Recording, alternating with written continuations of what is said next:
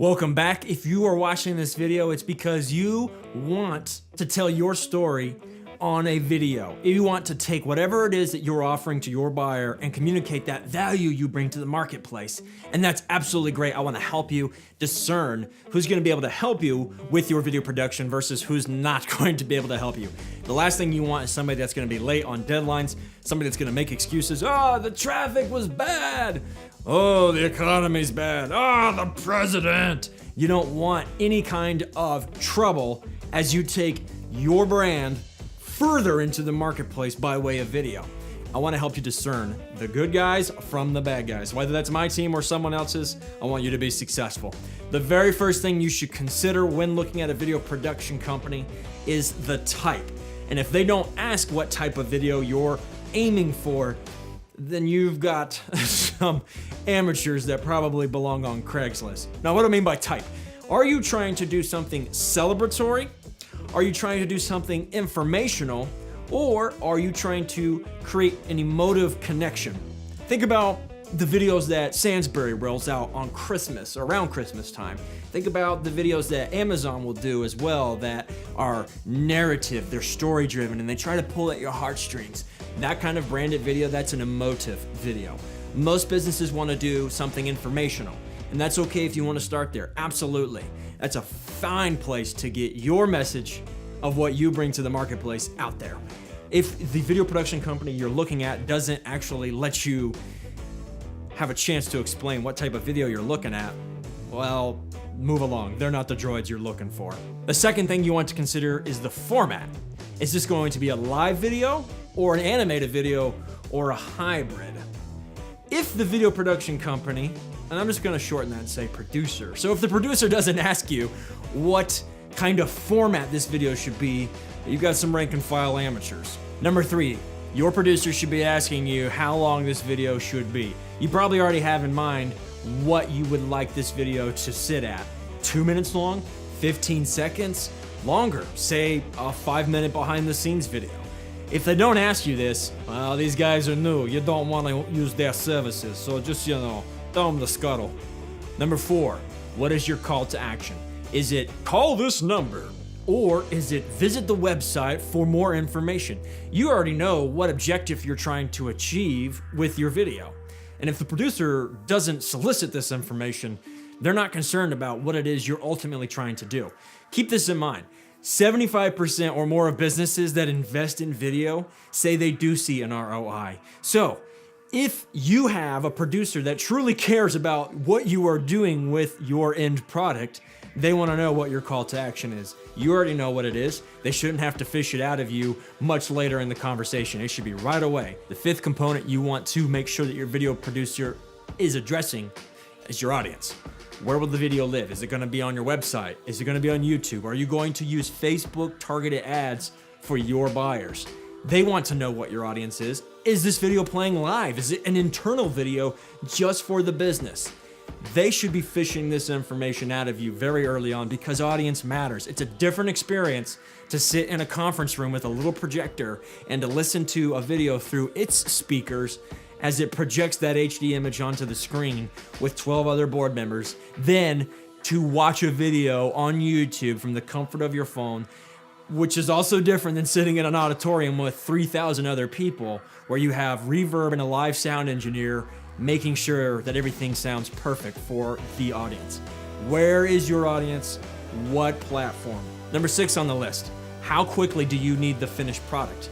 We live in a world that's all about speed now. Speed is the new currency, right? So if you are producing a video and you need to have it done in the next week or 2 weeks, you'll probably say this up front. And if you don't, your producer better be asking. If it's less time sensitive, they still want to establish what the timeline needs to be for you to look at the first draft, the second draft, so on and so forth. Over communication is key. If you sense, even in the slightest bit, that this producer won't over communicate every step of the way with you, after all, this is your brand, your baby. If you sense that they're going to lag in this respect, say, move along, we'll see you later. Speaking of drafts, you want to make sure that your producer is communicating how many drafts they're going to issue for you. By drafts, I mean cuts. They'll put together the video, and this first draft or first cut will be for your review so that you can come back with detailed notes and explain, well, I'd like you to change this transition at 56 seconds and I would like a different font at 1 minute and 23 seconds. Those are the kinds of notes that your producer will be expecting. And your producer should be telling you right there in your proposal, if not that first conversation, I would like to put together 2 drafts for you, or I'd like to do 3 drafts for you. And that 3rd draft will be the final draft. At that point, I won't do any other revisions, but if you have a small revision, let me know. I'll take care of you. Drafts are important. You're going to want to make changes, and if they don't address this, you probably found a UNLV student. Number 8, talents. Who's going to be in front of the camera? Your people, or do you want the producer to find talents, extras, paid actors and actresses, voiceovers? All of these are talents that contribute their likeness and or their speech to your video. If you've already got people in-house that are going to take care of this, you'll probably volunteer this information. But if they're not asking about this, then you might want to suspect their professionalism. Number 9, locations. Are you shooting at your place of business? Do you envision this actually going out into the world? The Red Rocks, up north to Montana, down south to Florida. Where are you showing the action taking place? If it's not at your place of business, they need to be asking you about locations, which then will bring up other detailed issues like flight, per diem, rentals, so on and so forth. And your budget expands as you go further and further away from your place of business. But if it's right there at your place of business, perfect. But this should be addressed early on in that conversation that you have with your producer. Number 10, is this a scripted video? Are you developing the script? Do you expect the producer to develop the script? They should be asking about this very early on in that conversation. If it's unscripted, that's great. This has to be settled and both parties have to agree to it. Number 11, visual effects. Most people just want some simple text, maybe a little bit of an animation applied to the text, nothing beyond that. But there are many other types of visual effects that you can expect. Green screening is a popular one for a lot of business videos. All of this should be discussed in that first conversation because visual effects are more time intensive than just setting up a camera, sound, and lights. They can be. Your vision might have those effects. Make sure they're discussed with your producer. 12, music. Music is where people get in trouble. There are a lot of sites now that offer royalty-free music, and your producer is probably going to already have an entire library of such music so that you don't have to worry about any kind of copyright restrictions or infringements. The last thing you want is to roll your video out into the world to find out that your producer used a jingle that's copyrighted from 1927 and the artist's estate is still maintaining that copyright. Your producer needs to be volunteering this information. I only use videos and music in your video that will be completely copyright free. You can use them forever in perpetuity on any platform, even those that haven't been invented yet. Number 13, you want to make sure this is your intellectual property. If the producer doesn't spell out this in the copyright clause of their proposal, their contract, steer clear. Number 14, resolution. Most people want HD, but in this day and age, 4K is becoming the new norm. We're getting there. You guys should be discussing resolution. They should be bringing it up. It's probably the last thing on your mind, but a true professional will let you know the different options you have. If your video is going to live on YouTube in any way, shape, or form, the highest resolution possible is okay, because YouTube will automatically downgrade a resolution to accommodate people with slower speeds. This is great. If you're going to be hosting something on your webpage, it could be a different story. Facebook will automatically compress videos as well. If they are going to shoot in a higher resolution, that's wonderful. But if you know from the get-go you need 4K, you should either volunteer it, and if you don't, check to see that they do. Number 15, aspect ratio. Widescreen is still the standard. It's 16:9. We're very comfortable with it. We see it every day on our monitors, our phones, our TVs, unless you still got that old 4x3 box set from 1990.